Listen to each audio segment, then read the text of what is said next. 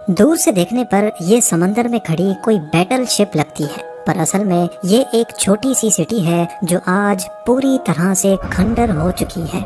کسی وقت میں اس چھوٹے سے آئی لینڈ پر 5000 سے زیادہ لوگ رہتے تھے، اور یہ نہ صرف جاپان کی بلکہ دنیا کی سب سے گھنی آبادی والی سٹی کہلاتی تھی۔ یہاں اپارٹمنٹس تھے جن کا کنکریٹ اب گل سڑ چکا ہے، ان میں لوگوں کا سامان آج تک موجود ہے۔ ایسا معلوم ہوتا ہے کہ شاید یہاں رہنے والے سب کچھ ایسے ہی چھوڑ کر یہاں سے بھاگے ہیں۔ یہاں اسکولز تھے جہاں کبھی بچوں کی آوازیں گونجتی تھیں، hospitals, town hall, swimming pools, shops اور سینما سمیت یہاں وہ تمام فیسلٹیز تھیں جو کسی شہر میں ہونی چاہیے۔ پر آج یہ پورا آئی لینڈ، پورا شہر کسی ویران گھوسٹ ٹاؤن کی شکل پیش کرتا ہے۔ لیکن آخر کیوں یہاں رہنے والے ہزاروں لوگوں میں سے آج ایک بھی یہاں نہیں رہتا؟ یہاں ایسا کیا ہوا تھا کہ جاپان نے 35 سالوں تک ٹورسٹ کو اس آئی لینڈ پر جانے سے روکے رکھا؟ اس آئی لینڈ کو ہشیما کہا جاتا ہے، جو جاپان کے شہر ناگاساکی سے 15 کلومیٹر دور ساؤتھ چائنا سی میں موجود ہے۔ کیونکہ اس آئی لینڈ کی شکل ایک بیٹل شپ جیسی ہے، اسی وجہ سے اس کو بیٹل شپ آئی لینڈ بھی کہا جاتا ہے۔ سمندر کے اس حصے میں قریب 500 ایسے آئی لینڈ ہیں جن میں کوئی آبادی نہیں، لیکن ہشیما کی کہانی ان سے کافی الگ ہے۔ دیکھا جائے تو دوسرے آئی لینڈز کافی ہرے بھرے ہیں، لیکن ہشیما آئی لینڈ سمندر سے ابھرا ہوا ایک بہت بڑا پتھر ہے جہاں پر پلانٹیشن نہ ہونے کے برابر ہے۔ ہشیما آئی لینڈ نے اپنے وقت میں جاپان کی اکنامی کو بوسٹ کرنے میں بہت بڑا رول پلے کیا تھا، اور اس کی سب سے خاص بات تھی کول مائننگ۔ پچھلے 150 سالوں کی ہسٹری میں اس آئی لینڈ کے قریب سمندر کے باٹم سے 1 کروڑ 65 لاکھ ٹن کوئلہ نکالا گیا تھا۔ اتنا زیادہ کوئلہ آج پورے انڈیا کو 1 مہینے تک اور پاکستان کو 10 مہینے تک الیکٹریسٹی پروڈیوس کر کے دے سکتا ہے۔ 1800s میں ہشیما سے تھوڑا ہی دور ٹاکاشیما آئی لینڈ پر رہنے والے لوگوں کو زمین پہ بکھرا ہوا کوئلہ ملا تھا۔ پہلے تو ان کو اس کی خاصیت پتہ نہیں تھی، لیکن پھر کوہیتا نام کے ایک آدمی کو ایکسیڈنٹلی اس کی ہیٹنگ پراپرٹیز کا پتہ چل گیا۔ اس دن کے بعد سے ٹاکاشیما آئی لینڈ کے لوگوں نے زمین پر بکھرے ہوئے کوئلے کو اکٹھا کرنا شروع کر دیا، جس سے وہ اپنے گھروں کو گرم رکھتے تھے۔ دیکھتے ہی دیکھتے 1850 میں ناگاساکی ایک انٹرنیشنل شپنگ پورٹ بن چکا تھا۔ امریکہ اور چائنا کے درمیان یہ ایک اسٹاپ اوور پورٹ تھا جہاں پر انٹرنیشنل کارگو سیلنگ شپس رکتی تھی۔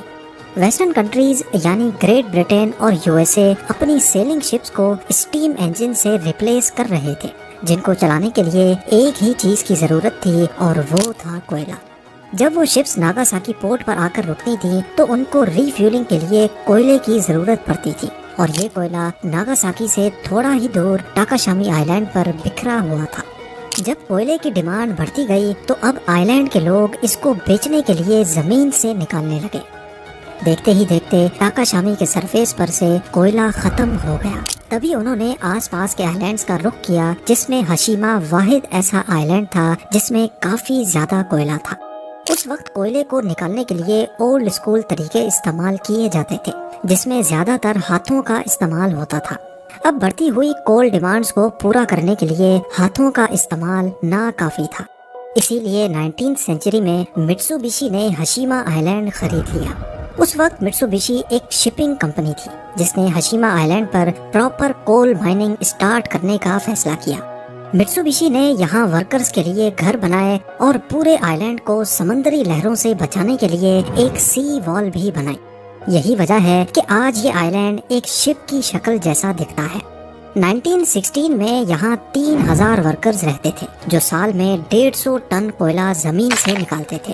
ہشیما آئی لینڈ کے چھوٹے سائز کی وجہ سے یہاں رہنے کی جگہ کافی کم تھی، لہٰذا مٹسوبشی نے یہاں کنکریٹ ریزیڈینشل کمپلیکس بنایا تاکہ زیادہ سے زیادہ ورکرز یہاں اپنی فیملیز کے ساتھ رہ سکیں۔ یہ اس وقت جاپان کی سب سے بڑی کنکریٹ بلڈنگ ہوا کرتی تھی، لیکن یہ پھر بھی ورکرز کے رہنے کے لیے کافی چھوٹی تھی۔ اس کے بعد ہشیما آئی لینڈ پر ورکرز کی تعداد بڑھتی گئی اور مٹسوبشی یہاں نئے کمپلیکس بھی بناتا چلا گیا۔ اس کے ساتھ ساتھ ورکرز کے بچوں کے اسکولز اور انٹرٹینمنٹ سینٹرز بھی بنائے گئے۔ 1941 में हशीमा आइलैंड पे कोयले की प्रोडक्शन सालाना 4,10,000 टन तक जा पहुंची, जो कि दिन ब दिन बढ़ती जा रही थी।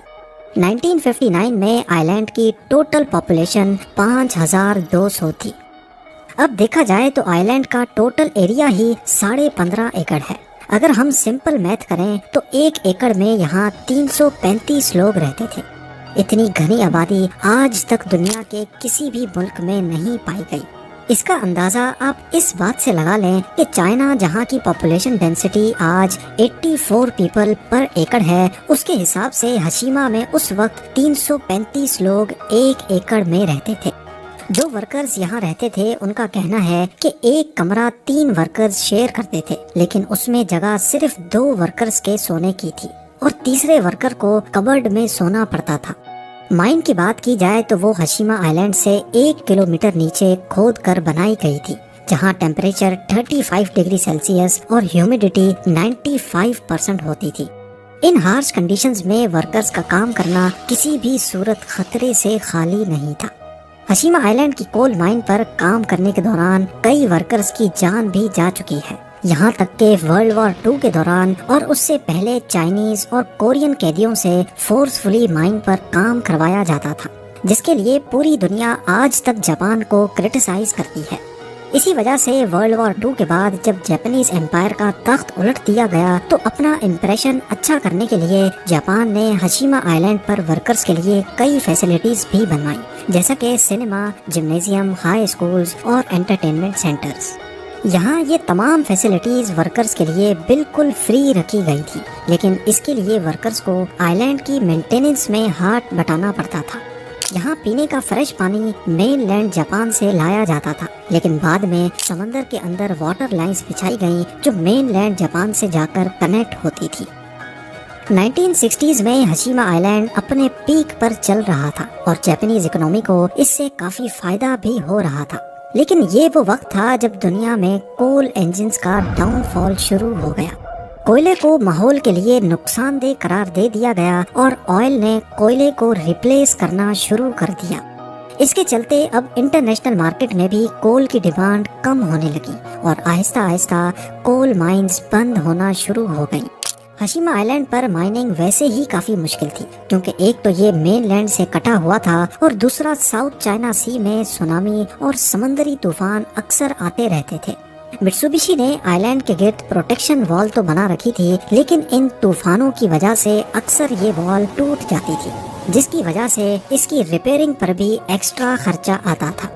इन सब डिफिकल्टीज की वजह से अब हशीमा कोल माइन प्रॉफिटेबल नहीं रही थी। 1970s में मित्सुबिशी ने 2000 वर्कर्स को निकाल दिया या उनको दूसरी फैसिलिटीज में एडजस्ट कर दिया और फिर फाइनली 15 जनवरी 1974 में कंपनी ने ऑफिशियली हशीमा कोल माइन को बंद कर दिया।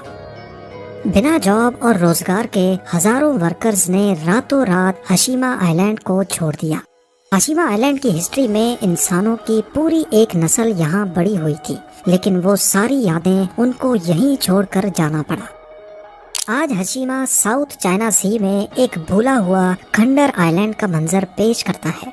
कई सालों तक जापानीज गवर्नमेंट ने इस आइलैंड को सील रखा था और इसकी वायोलेशन करने वाले को सख्त से सख्त सजा दी जाती थी।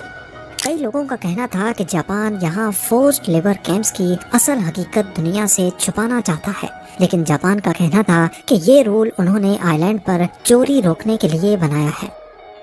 हशीमा को 21st सेंचुरी में दोबारा से डिस्कवर किया गया और गोस्ट टाउन की शक्ल में ये काफी फेमस भी हो गया, खास तौर पे उनके बीच जो घोस्ट टाउन्स या खंडरात देखने के शौकीन थे।